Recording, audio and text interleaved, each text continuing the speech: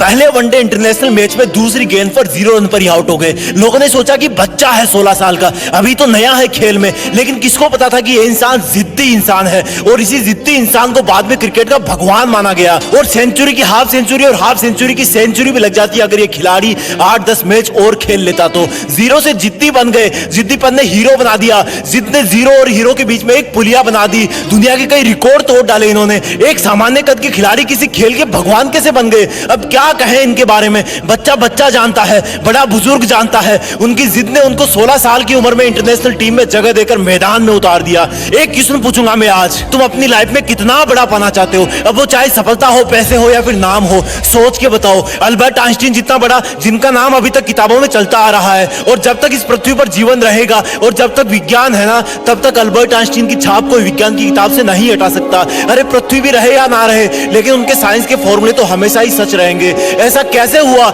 School में मंदबुद्धि कहा जाने वाला विद्यार्थी इतना बड़ा इंसान कैसे हो सकता है? क्योंकि उनमें जिद थी कि मैं अपने हिसाब से पढ़ूंगा, अपने हिसाब से खोजूंगा। जिद थी कि बस करता रहूंगा। बनना चाहते हो इतना बड़ा? वापस आते हैं अपने कंट्री में, ज्यादा पुरानी बात नहीं है। रतन टाटा जी ने एक कार लॉन्च की इंडिया में, नहीं चली, घाटा होने लगा। जब ज्यादा घाटा होने का अंदेशा हुआ तो अपना कार व्यापार बेचने चले गए किसी और कंपनी के पास ताकि और लॉस ना हो। वहां मीटिंग करी, मीटिंग में जवाब मिला कि जब आपको कार व्यवसाय के बारे में जानकारी नहीं है तो क्यों करते हो कार व्यापार? डील वहीं पर छोड़ दी। वापस आते टाइम रास्ते में सोचते रहे कि बहुत हो गई बेइज्जती, अब मैं दिखाता हूं कि टाटा क्या चीज है। मेहनत करी, तगड़ा बिजनेस मॉडल बनाया और गजब की कार इंडस्ट्री खड़ी कर दी। 10 साल बाद वही कंपनी जिसकी मीटिंग में उनकी इंसल्ट हुई थी, उस कंपनी में भी तगड़ा लॉस हुआ। रतन टाटा जी ने उनको ऑफर दिया कि बेचना चाहते हो, अब कंपनी बेचना चाहते हो, बताओ मैं खरीद लूंगा। और वो कंपनी उन्होंने अपने नाम कर ली। ये होती है जिद कि ऐसा क्या है जो मुझ में नहीं है। क्या था इन सब लोगों में कॉमन? एक जिद कि नहीं रुकूंगा, करता रहूंगा,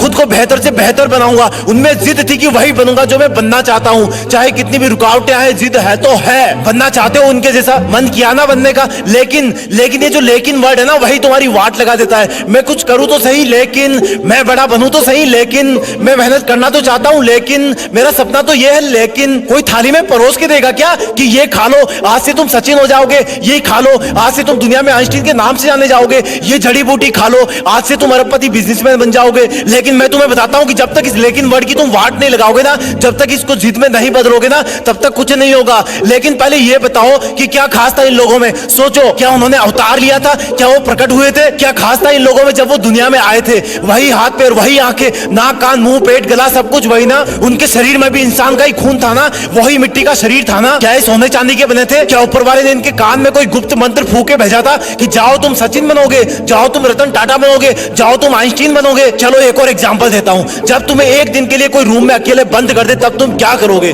जब तुम्हें एक हफ्ते के लिए रूम में बंद कर दे तब तुम क्या करोगे? और टाइम पीरियड बढ़ाऊं, जब तुम्हें एक महीने के लिए रूम में अलग थलग बंद कर दे तब तुम क्या करोगे? नहीं, अभी भी नहीं हुआ। अगर तुम्हें 1 साल के लिए किसी काल कोठरी में बंद कर दिया जाए तब तुम क्या करोगे? जान निकल जाएगी ना।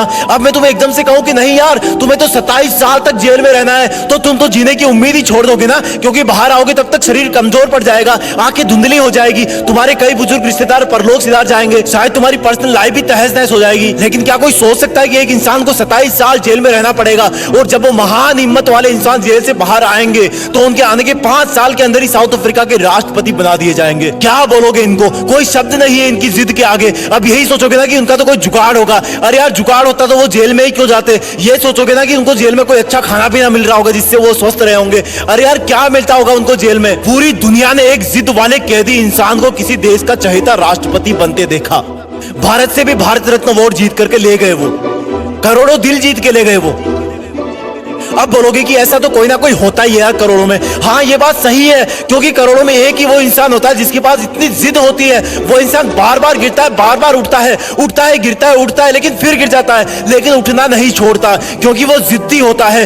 जिद, सिर्फ एक जिद होती है उनमें, बाकी सब सेम होता है। वो हम सब जैसा ही पैदा होता है, लेकिन जब दुनिया से जाता है ना तो दुनिया का बच्चा बच्चा उनको मिस करता है। हर न्यूज चैनल, हर अखबार उनके जाने का गम करता है कि हमने एक महान इंसान को खो दिया। अब शायद कोई ऐसा नहीं कर पाएगा, क्योंकि वो मानव से महामानव बन जाता है, क्योंकि वो मेहनत करने की हदें पार कर जाता है, काम करते रहने की जिदें पार कर देता है। वो एडिसन की तरह बल्ब बनाने के लिए हजारों बार फेल हो जाता है, लेकिन फिर भी जिद करता है कि रुकना मेरा काम नहीं, जब तक यमराज ना आ जाए तब तक आराम नहीं। यमराज भी आएंगे तो बोलूंगा कि सर थोड़ी सी मेहनत और कर लेने दो प्लीज। जिद मत छोड़ना मेहनत करने की, हद पार कर जाना जिद करने की, तभी बनोगे महान, तभी रखेगी दुनिया तुम्हें जाने के बाद याद। लेकिन इस लेकिन वर्ड को ना तुम डस्टबिन में फेंक देना, अपने आप से जंग के लिए माथा टेक देना, जिद में खुद को झोंक देना, अपने आलस को ठोक देना। वीडियो पसंद आए तो वीडियो को लाइक शेयर और सब्सक्राइब भी ठोक देना। जय हिंद, वंदे मातरम।